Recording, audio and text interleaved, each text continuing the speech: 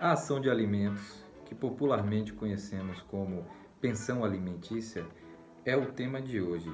E para adentrarmos nesse assunto, precisamos primeiro nos perguntar sobre a sua origem, ou seja, quando é que surgiu esse direito?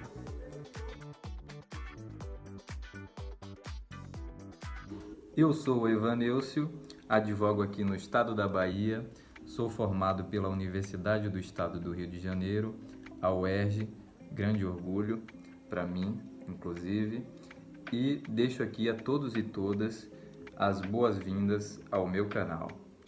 Um fato curioso é que esse direito não surgiu recentemente. Ele já está no nosso ordenamento jurídico pátrio desde a década de 60. Ou seja, em plena ditadura militar, a Lei 5.478, de 68, foi promulgada pelo então atual presidente na época, o general Arthur da Costa e Silva. E já que chegou até aqui, vou te pedir encarecidamente que se inscreva no canal, deixe seu joinha, compartilhe esse vídeo aí, esse conteúdo, com o máximo de pessoas que puder, que você achar que merece conhecer esse tipo de informação. E se tiver alguma dúvida, deixe nos comentários. A gente sempre se pergunta, né, tanto o leigo quanto o profissional do direito, ou seja, aquele que trabalha com o direito, que é chamado no mundo jurídico de operador do direito, né, advogados, juízes, promotores, o estudante de direito. A gente sempre se pergunta, afinal de contas, o que é que diz a letra da lei? Bom, a gente precisa entender que o Código Civil e o Código de Processo Civil, eles já regulamentam, já regularizam, já tem regras ali dentro desses códigos, né, como leis gerais que são, que já regulam a lei de alimentos. E essas regras sobre a pensão alimentícia, elas estão dentro de uma lei específica que traz mais regras procedimentais, pelo que eu li dela, que é a lei que eu citei, a Lei 5.478 de 68. Então vamos imaginar que o Código Civil ele seja assim. E daqui para cá existem diversos direitos, né? Então você retira de uma parte disso aqui, retira um determinado direito e cria uma lei específica que fica a cargo do Poder Legislativo.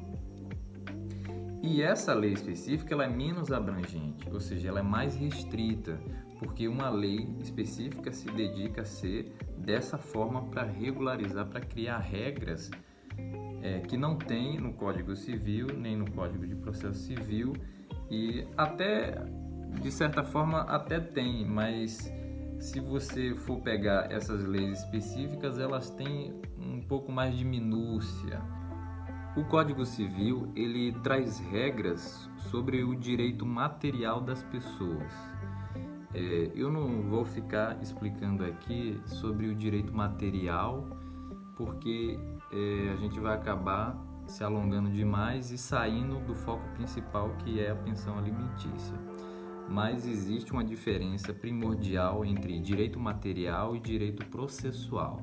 O direito material, basicamente, ele regulamenta, ele regulariza, ele traz regras sobre o que acontece com o direito propriamente dito. Por exemplo, se você se casa, existem regras lá que você deveres, direitos e deveres, obrigações que você deve cumprir.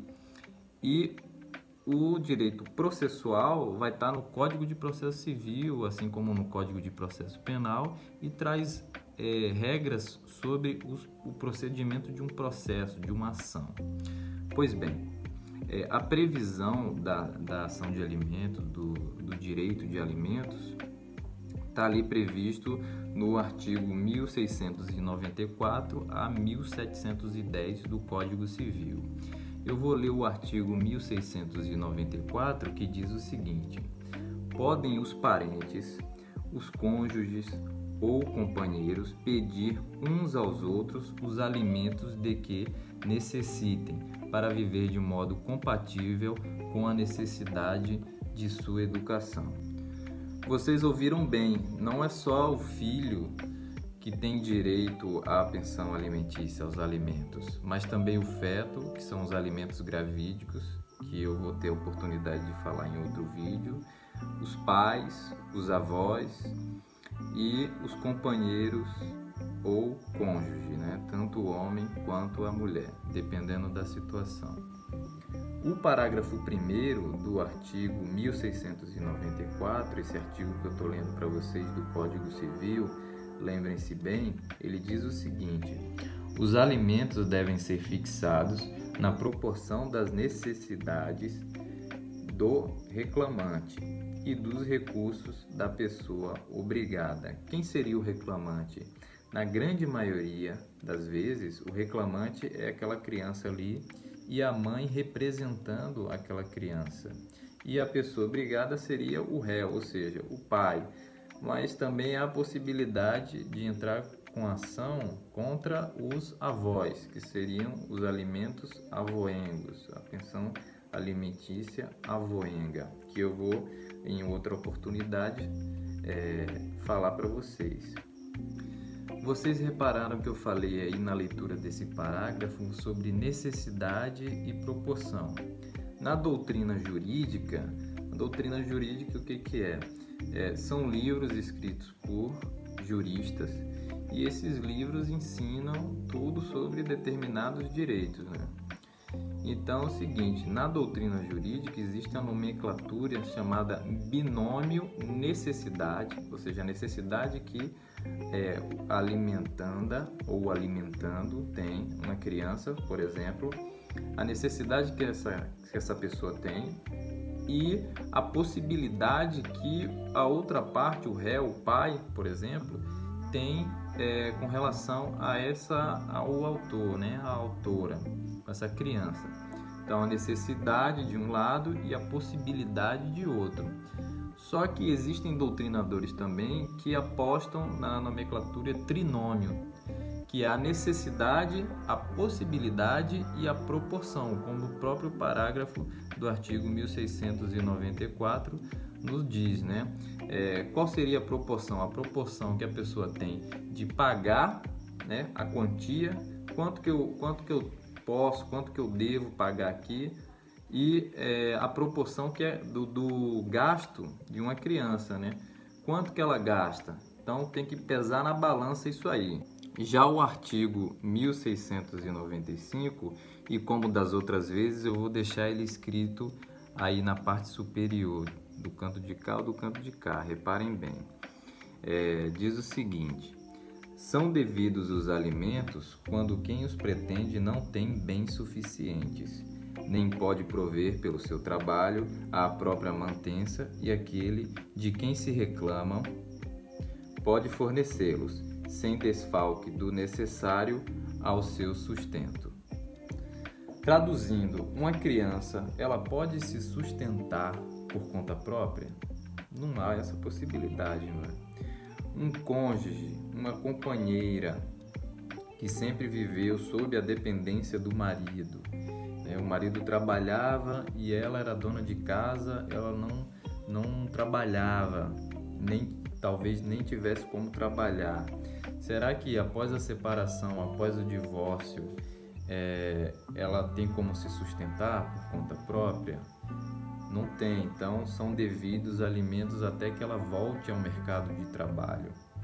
Uma pessoa idosa, um idoso, uma pessoa inválida, ela tem condições de voltar ao mercado do trabalho, principalmente se não tiver ajuda, algum benefício, não receba algum benefício do INSS ou algum auxílio, esses tipos de bolsa que o governo dá. Se não tiver nenhum auxílio governamental, tem como essa pessoa se manter durante a vida, assim, até o fim da vida, uma pessoa idosa? Não tem. Então, por isso que os alimentos são devidos. Então, essas são as hipóteses. Lembrando que, via de regra, os alimentos eles são provisórios. Eles só se tornam definitivos após o trânsito em julgado da sentença.